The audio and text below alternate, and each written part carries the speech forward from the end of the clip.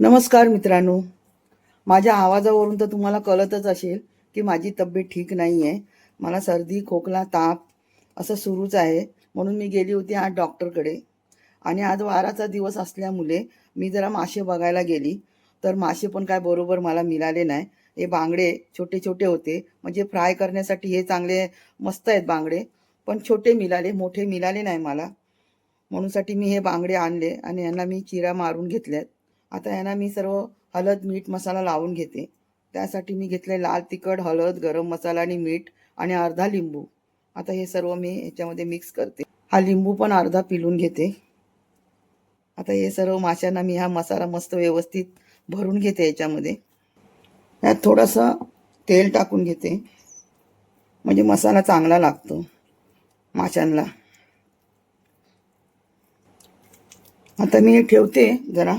आणि हे तळण्यासाठी मी घेतलं आहे, हे बघा, तांदळाचं पीठ, थोडासा रवा आणि त्यामध्ये हळद आणि लाल तिखट असं मिक्स करून याच्यामध्ये मी रवा लावून घेणार या माशांना आणि मग फ्राय करणार.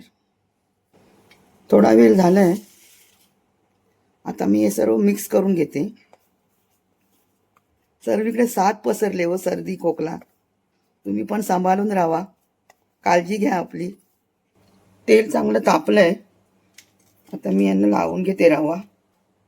हे बघा असं.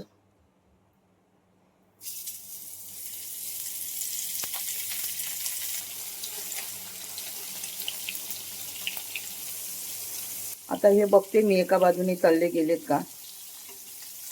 हो, हे बघा, छान तळले गेले.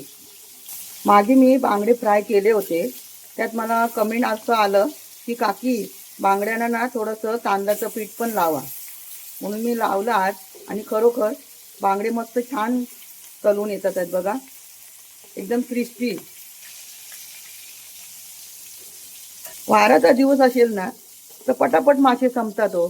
मला डॉक्टरकडे उशीर झाल्यामुळे मला काय मासे बरोबर मिळाले नाही. पण म्हटलं चला आहे ते तरी घेऊया, नाही तर ते पण मिळायचे नाही. कुरकुरीत मसालेदार बांगडा फ्राय तयार आहे.